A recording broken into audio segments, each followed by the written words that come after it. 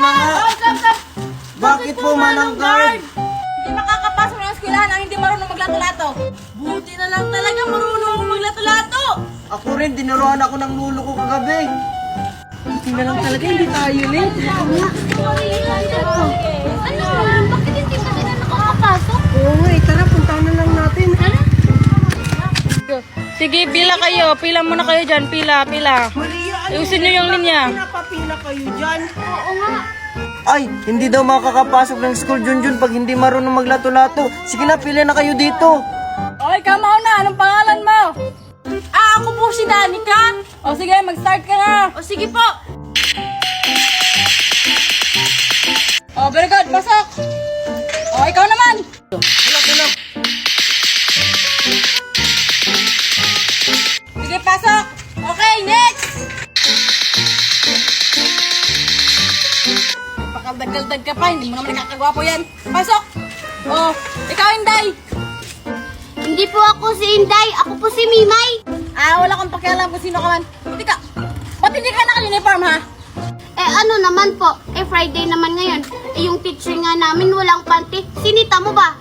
Obo, sumasagot ka pa. Mag-start ka na maglato-lato dyan para makapasok ka na. Feeling principal. Eto na. Anong klaseng lato-lato yan? Hindi ka makakapasok. Wait lang po. Marunong po talaga ako. Testing ko nga lang yun. Hindi ka talaga marunong. Bumalik ka na lang sa inyo. Pumasok ka na kapag marunong ka na maglato-lato. Marunong po talaga ako.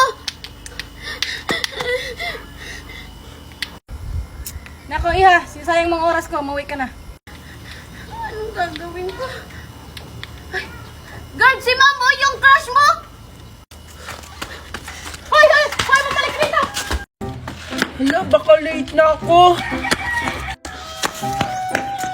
Ay, akala ko late na ako. Ang aga-aga ko pa pala. Wala pa pala si Kuya Guard. Teka, si Junjun ba yan, Maria? Hala, si Junjun nga. Bakit siya naka-uniform? Isabado ngayon. Tara, puntahan natin. Tara. Nauna. Tignan mo, Junjun. Ang galing ko na maglato-lato. O, diba? Ngayon ka pa niya natuto. Laos na yan. Hinuhuli na nga ng mga pulis yung naglalato-lato ngayon fake news ka naman, Junjun. Naiinggit ka lang kasi hindi ka marunong nito. Paano naman ako maiinggit sa'yo? May laruan din naman ako. Mas maganda pa dyan. Ha? Asan? Wala ka namang laruan. Siguro, invisible yung laruan mo.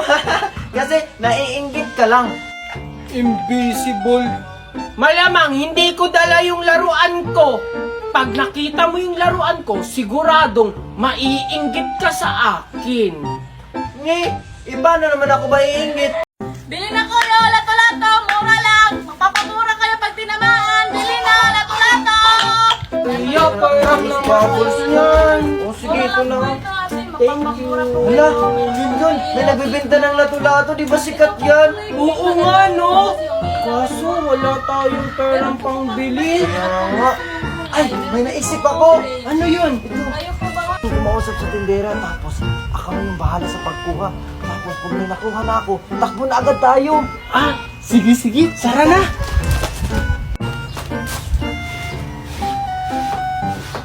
O, kayong dalawa, bibili ba kayo? Ate, magkano po yung lato-lato nyo? Ay, mura lang yan. 25 pesos lang yan. Kaya bumili ka na. Ganun po ba? Ate, pwede bang 10 pesos na lang to? Maganda ka naman, te, oh. Tingnan mo, ang ganda-ganda ni ate. Ano ka bang bata ka? Maliit na bagay. Sige, kunin mo na 10 pesos na lang. Sige, te, wait lang. Ay, nakalimutan pala yung pera namin, te. Sige po, balikan na lang po namin. Oo nga. Sige, balik kayo ha. Yung mga bata talaga na yun, mga bolero. Teka, ba't kulang yung lato-lato ko?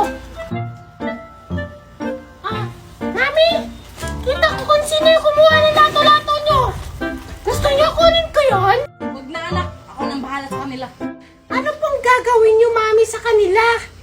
Kunin mo anak ang guma sa box. Sige po, Mami.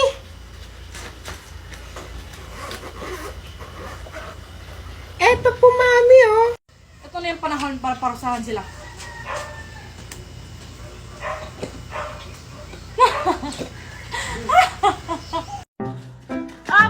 Teka, pila muna kayo dyan, pila. Wala daw Maria ko. Kababata pa, nagjujuwa na agad. Hindi po kami magjowa, mag-best friend po kami. Magkasabay lang, magjowa agad. Wala akong pakialam. Buksan yung bag niya. Bilis! Ukal talaga. Ito pa oh. Oh, bili na kayo. Plastic balloon. 1 taon to. Hindi pumuputok. Dali na. Bili na kayo. Bili na. Bili na kayo. Bili na kayo. Plastic balloon. Wala, Bili na. may plastic balloon na nagbebenta. Total, 100 pesos naman yung baon ko. Bibili na lang ako. May tira pa naman to para sa recess. Oy, Junjun. Halika dito. Bumili ka. Alam ko, marami kang baon. Dali. Opo, kaya nga po ako pumunta dito kasi bibili po ako ng plastic balloon. Magkano po isa niyan? Ay, mura lang to, Junjun. 100 yung isa. Ha? 100 ang isa? Ang mahal naman ng plastic balloon nyo. 3 pesos lang naman yan eh. 100 na nga lang yung baon ko eh. Hindi mo ba alam, Junjun, na itong plastic balloon na binibenta ko ay gawa sa Orocan plastic? 1 taon to bago pumutok. Eh, yung 3 pesos na sinasabi mong plastic balloon, pumuputok agad yun. Talaga lang ha, 1 taon bago pumutok yan. O sige, bili ako ng isa, yung kulay green. Magtitiis na lang ako sa school na hindi kumain sa recess. Salamat, nakabenta na rin ako.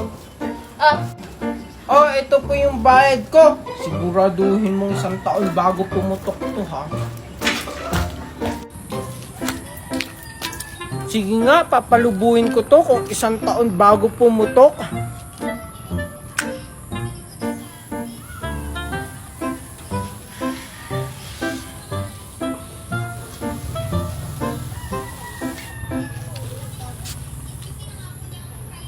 Wow, ang laki!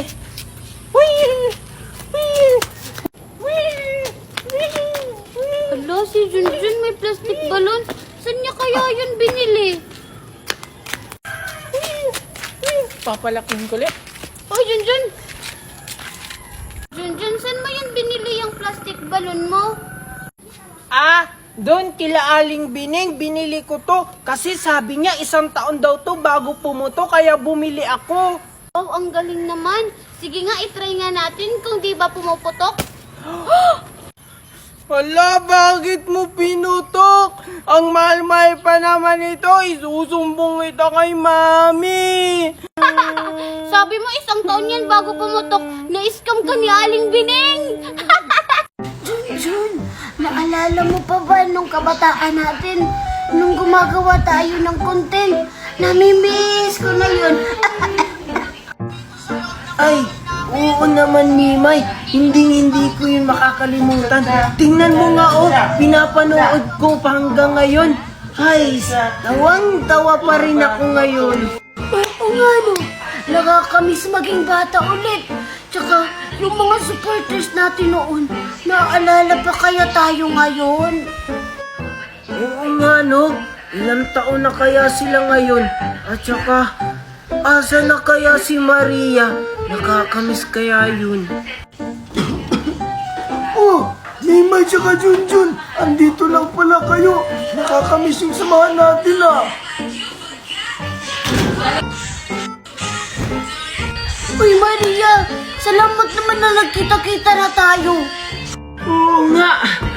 Buti na lang nagkita-kita pa tayong mga buhay pa tayo. Oo nga eh, sino kayo yung mauna sa ating tatlo? Joke lang. Ay, hindi natin masasabi. Basta ako, may St. Peter na ako. Ay, ako rin. Meron din akong Sun Life Lifeline. Ah, buti pa kayo. Ako, umaasa lang sa mga anak ko. Oh, Maria, okay ka lang. May fix ako dito. Ano ba naman to si Mami? Bigay ng baon sa akin. Eh marami pa nga akong tira kahapong baon eh. Tapos sabi niya, uubusin ko lang to sa loob ng isang araw. Anong gagawin ko dito? Lahat ng gusto ko, nabili ko na. Tapos yung mga classmate ko, nabigyan ko na. Sabi nila, hindi pa nila nauubos yung binigay ko kahapon. Ano kayang gagawin ko? Ay, alam ko na. Lahat ng madadaanan kong bahay, bibigyan ko o kaya ilalagay ko sa gate. Oo. Ayan, dito. Sana makita agad yung may-ari ng bahay. Dito naman tayo. Dito. Dito naman. Diyan, maglalagay tayo dito ng marami.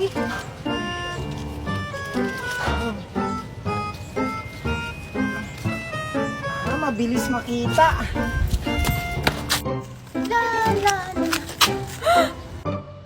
Hala, may pera. Kanino kaya to? Ay, alam ko na. Panigurado kay Junjun to. Natapon niya na lang yung pera niya kasi ang dami niya ng baon. Ayun, may pera pang nakakalat sa kalsada. Pulutin ko na nga lang. Ito pa. Saka ito pa. Ay, grabe na talaga si Junjun. Pati ba naman sa gate ng bahay, nilalagyan niya na ng pera? Wow! Ito pa. Nakakapagod. Ang dami-dami ko pang pera, hindi pa nauubos. Pumasok na nga lang ako sa school. Baka maliit pa ako.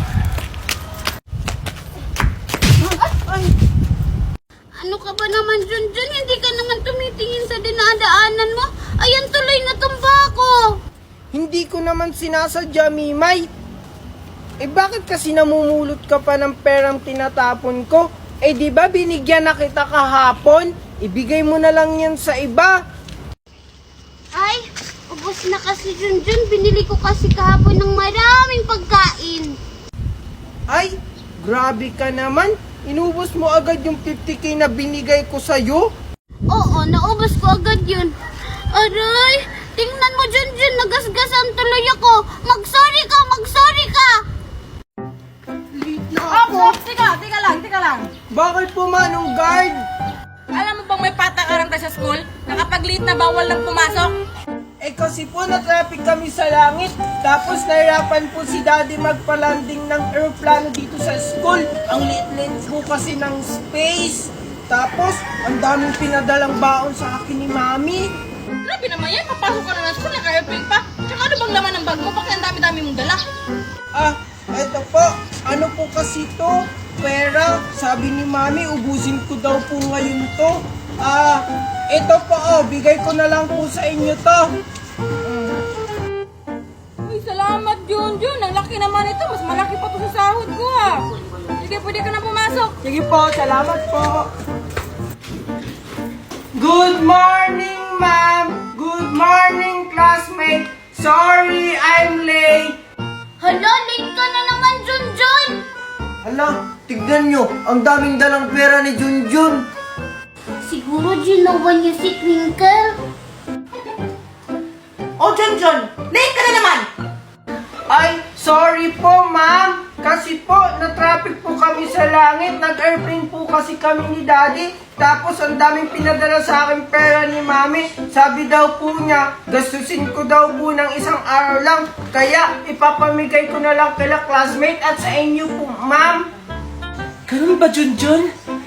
Okay, class, batiin niyo si Junjun ng good morning. Sige, Junjun, umupo ka na. Wow, talaga, ang bait naman ni Junjun. Oo nga, iba talaga pag ginawa si Twinkle. Oy, hindi ko kaya jowa si Twinkle. Ma'am, excuse me po, may pinadala po yung parents ni Junjun. Ito po, ma'am, bawal po kasi sa mga ordinary na upuan. Kailangan daw po gaming chair. Ay, grabe na talaga si Junjun, no? Sensitive na sa mga upuan na ganito. Oo nga, ang arte-arte naman ni Junjun. Naging mayaman lang. Ay, thank you po, Manong Guard.